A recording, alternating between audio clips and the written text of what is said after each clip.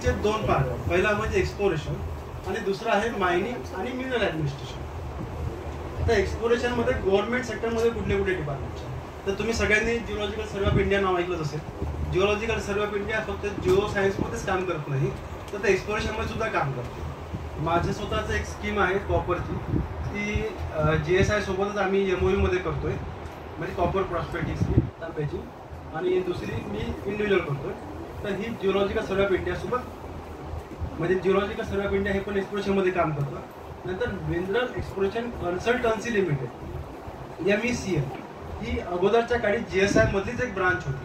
नंतर GSI मधली branch ही central गव्हर्नमेंटने स्पेशली एक्सप्लोरेशनसाठी काढली, जी आता फक्त एक्सप्लोरेशन करेल प्रॉफिट बेसवर. ही भारताची मिनीरत्न कंपनी आहे MECL, हिचं हेड ऑफिस नागपूरलाच आहे. नंतर ONGC हे ऑइलमध्ये एक्सप्लोरेशन करतात.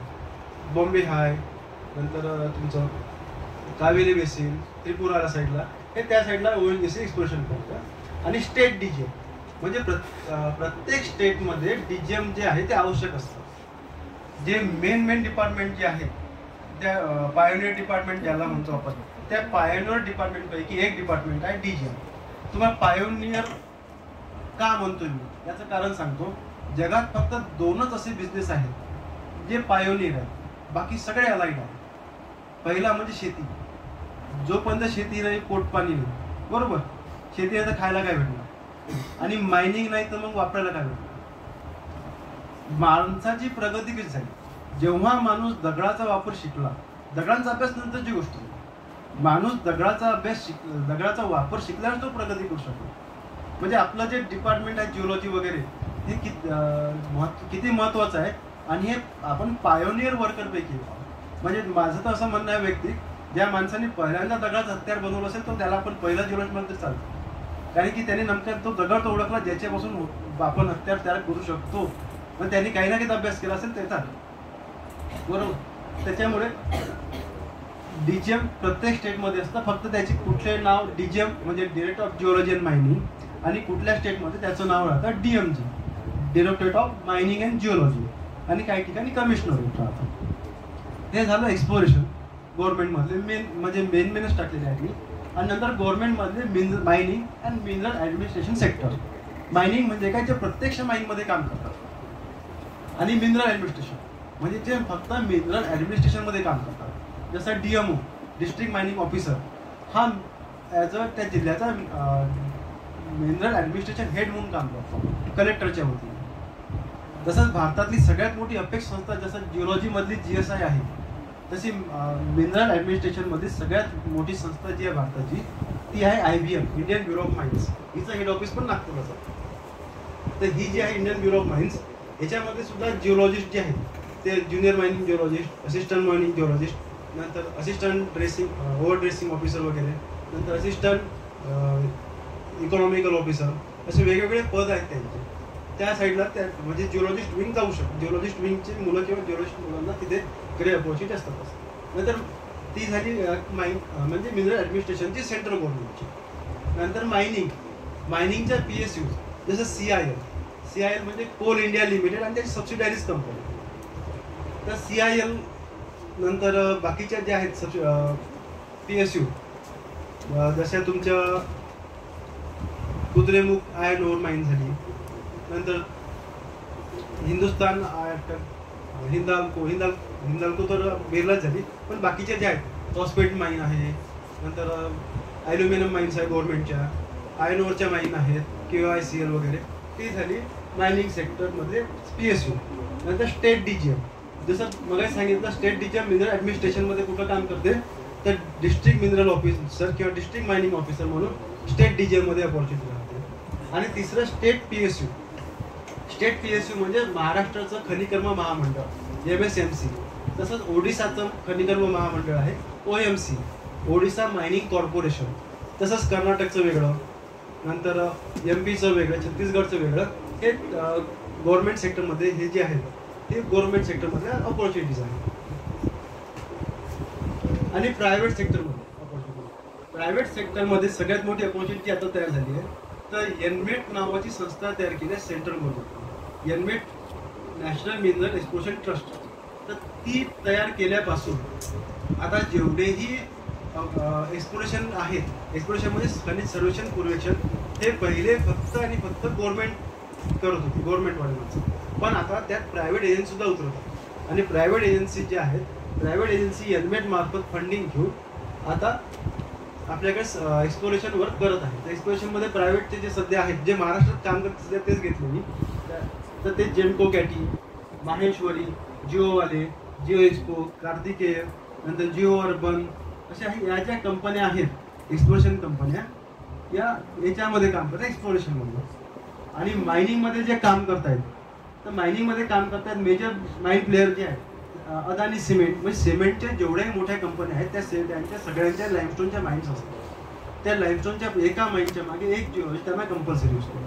तसंच सनफ्लॅगच्या माइन्स आहेत, सनफ्लॅगच्या आयर्न ओरच्या माइन आहेत, चंद्रपूरला त्यांचे कोल माइन आहे, तर तिथे त्यांना जिओलॉजिस्ट कंपल्सरी असतो. त्रिवेणीच्या माइन्स आहेत, लॉईडची तुम्ही सुरजागड नाव ऐकलं असेल, सुरजागड आयर्न ओर, ती म्हणजे ती लॉईडची आहे पण त्रिवेणी चालवायला घेतली त्रिवेणीवाल्यांनी, तर त्यांचे पण माइन्स आहेत. अरबिंदोचे कोल माइन्स वगैरे आहेत, तर तिथे पण आता भरपूर स्कोप आहे. तर हा मायनिंगमधला स्कोप का वाढला, तर मायनिंगमध्ये स्कोप वाढायची सगळ्यात मोठी बाब म्हणजे mineral conservation and development rule जो आहे, त्याच्यातलं रूल नंबर 55 मध्ये 2018 सेंट्रल गव्हर्नमेंटनी अमेंडमेंट केली, म्हणजे सुधारणा केली की जी खदान 25 हेक्टर, ती प्रमुख खनिजची असो की गौण खनिजची असो, कुठली असो, जी 25 हेक्टरपेक्षा खाली आहे त्याच्यावर पार्ट टाइम जिओलॉजिस्ट, आणि जी खदान ही 25 हेक्टरच्या वर आहे त्याच्यात फुल टाइम जिओलॉजिस्ट सेंट्रल गव्हर्नमेंटने म्हणजे कंपल्सरी केले आहे. त्याच्यामुळे असं बघून त्याला ज्याही माइन 25 हेक्टरच्या वर आहेत तिथे स्कोप आहे.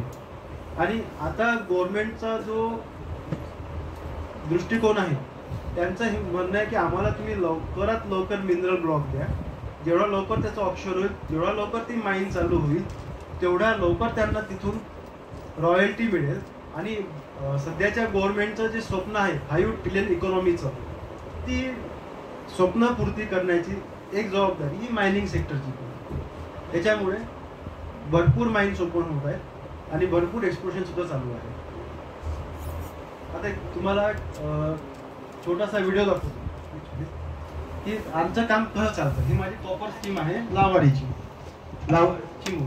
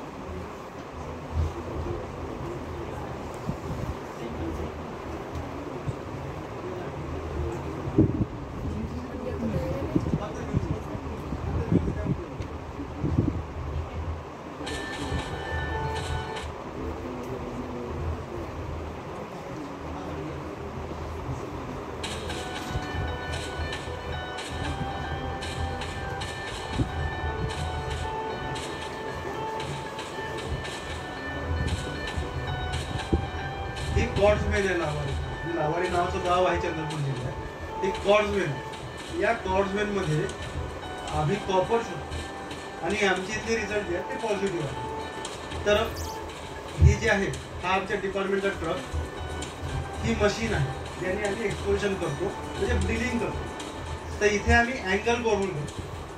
म्हणजे सांगा तुम्हाला अँगल बोरहोल केव्हा करायचे आणि वर्टिकल करतो.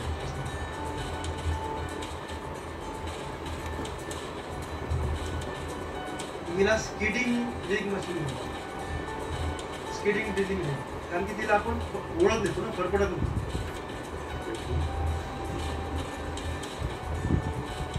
आणि हा खिशात हात टाकून मी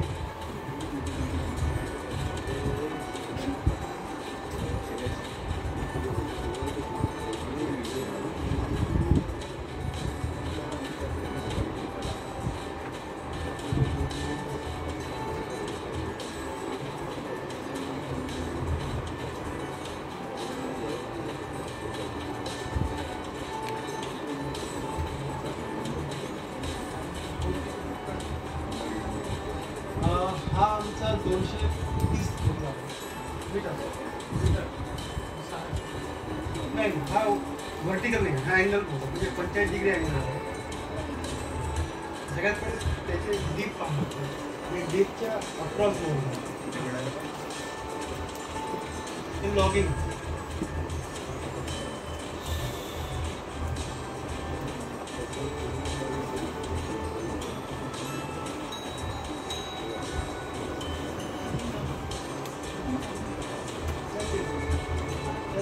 बस सॅम्पल